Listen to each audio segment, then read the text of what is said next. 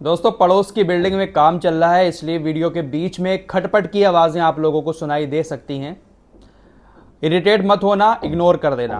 पहले ही आपको बता दिया है, वरना आप लोग कमेंट में आकर कहते हैं फराज भाई बड़ा अजीब सी आवाज़ें आ रही हैं। जब पड़ोस में काम होता है तो आवाज़ें थोड़ी बहुत ऐसी आती हैं, भले ही कितना भी साइलेंट रूम हो आपका। फिलहाल मिडिल ईस्ट की एक और फ्रेश रिपोर्ट लेकर एक बार फिर आपके सामने हाजिर हूं। सबसे पहले बात करूंगा यमन के हूतीज़ की। दोस्तों, हूतीज़ ने तेल अवीव के ऊपर जो हमला किया था, जो ड्रोन भेजा था, उस ड्रोन को हूतीज़ ने खुद बनाया था। ड्रोन हमले के बाद बहुत सारी ऐसी बातें इजराइल और दुनिया की कई सारे देशों की तरफ से कही गई कि ये ड्रोन यमन के हूतीज़ ने खुद नहीं बनाया है, बल्कि या तो रशिया ने दिया है या फिर ईरान ने हूतीज़ को इस ड्रोन को दिया है। लेकिन दोस्तों, हूतीज़ ने साफ कह दिया है कि हमने जिस ड्रोन से तेल अवीव के ऊपर हमला किया था वो ड्रोन हमने खुद बनाया था, और कल हूतीज़ ने उस ड्रोन को दुनिया के सामने दिखा भी दिया। हूतीज़ ने जिस ड्रोन से हमला किया था उस ड्रोन का नाम है याफा ड्रोन, और इस ड्रोन का नाम फिलिस्तीन के एक शहर जफा के नाम पर रखा गया है।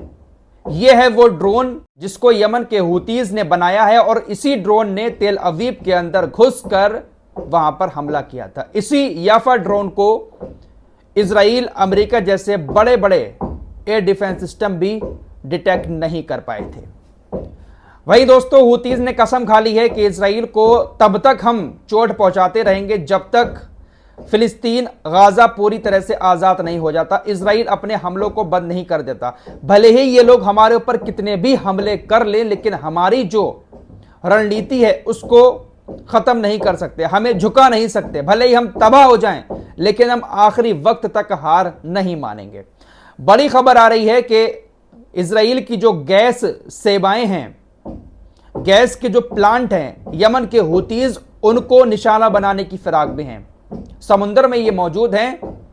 अब तटीय क्षेत्रों के अलावा जो गैस के बड़े बड़े क्षेत्र हैं उनको यमन के हूतीज़ टारगेट करने का प्लान बना रहे हैं, और अगर इजराइल की गैस क्षेत्रों पर यमन के हूतीज़ अटैक कर देते हैं तो ये इजराइल के बुनियादी ढांचे को एक बहुत बड़ा नुकसान होगा।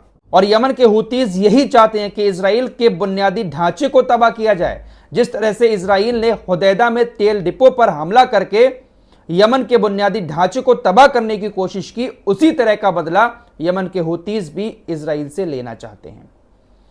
तो ये हूतीज़ जो है ना, ये रुकने वाले नहीं हैं। भले ही इनको कितना ही बमबारी से डरा लो, लेकिन ये डरने वाले नहीं हैं। आपको कई बार पहले बता चुका हूं, सऊदी अरब 10 साल इनसे लड़ा है।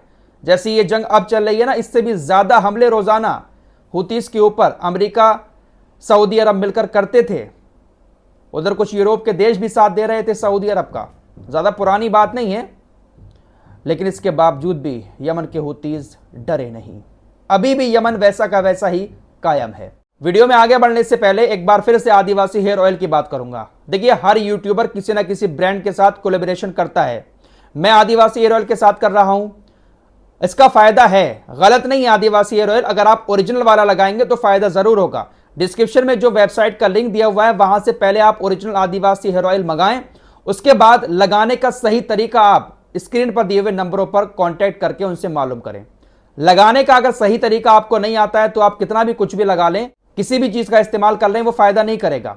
ऐसे ही आदिवासी हेयर ऑयल है, मंगाएं और लगाने का तरीका पहले इनसे मालूम करें, उसके बाद ही आपको वो फायदा करेगा, और फायदा कर रहा है। इसीलिए मैं बार बार इस ब्रांड के साथ काम कर रहा हूं। दोस्तों, आपको बता चुका हूं कि इजराइल का प्रधानमंत्री नेतन्याहू अमेरिकी दौरे पर है। वहां पर वो कांग्रेस से मुलाकात करेगा।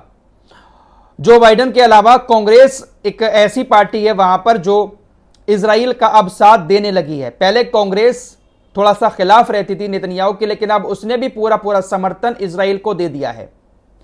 नेतन्याहू ये जो गया है अमेरिका, हारेट्स की रिपोर्ट के मुताबिक नेतन्याहू कांग्रेस के नेताओं को इस बात के लिए मनाने की कोशिश करेगा कि क्षेत्र में जो कुछ भी हो रहा है इन सब बातों का जिम्मेदार ईरान है।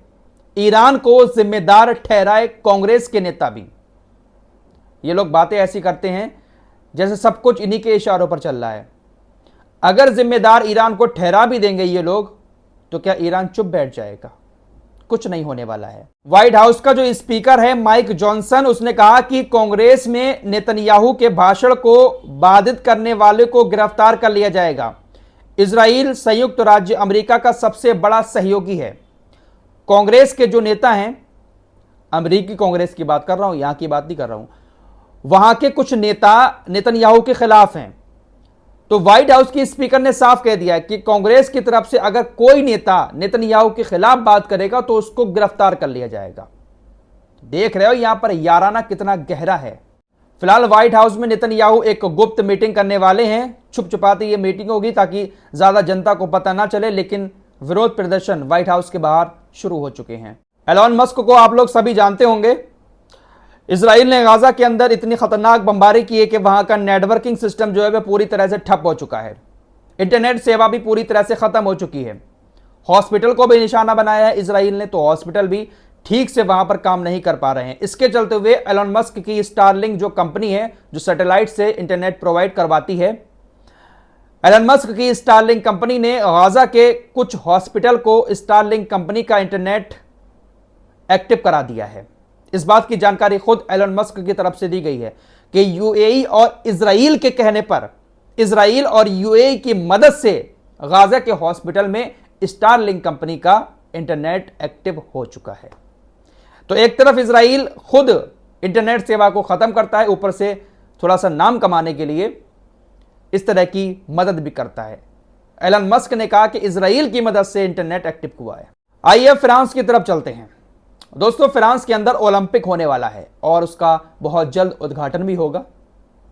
फ्रांस के राष्ट्रपति इमैनुअल मैक्रों ने कहा, हालांकि मैं नेतन्याहू के कामों से पूरी तरह सहमत नहीं हूं, लेकिन उन्हें ओलंपिक उद्घाटन समारोह में भाग लेने के लिए निश्चित रूप से इनवाइट किया जाएगा।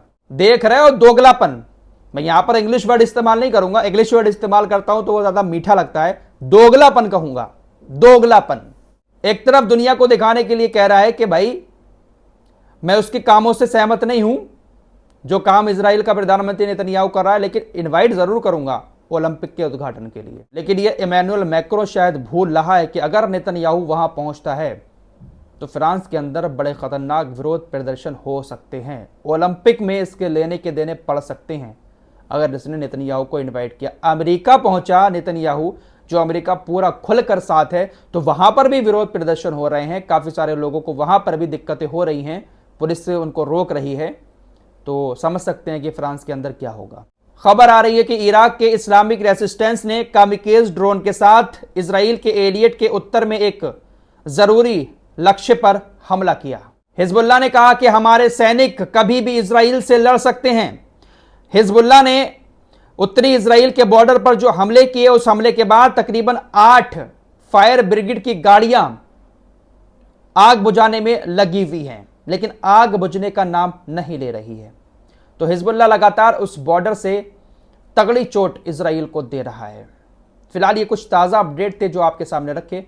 कुछ और लेटेस्ट अपडेट के साथ एक बार फिर आपके सामने हाजिर होऊंगा। तब तक के लिए अपना ख्याल रखिएगा। और हाँ, Adivasi hair oil, original hair oil website का लिंक डिस्क्रिप्शन में दिया हुआ है। अगर खरीदना चाहते हैं तो वहां से खरीद लें। मैं कभी गलत चीज का प्रचार नहीं करता हूं। ठीक से लगाने का तरीका आपको नहीं आता है, इसलिए आपको शायद हो सकता है फायदा ना हुआ हो। 1-2 शिकायतें हैं लोगों की, लेकिन ज्यादातर लोगों को इससे फायदा हो रहा है।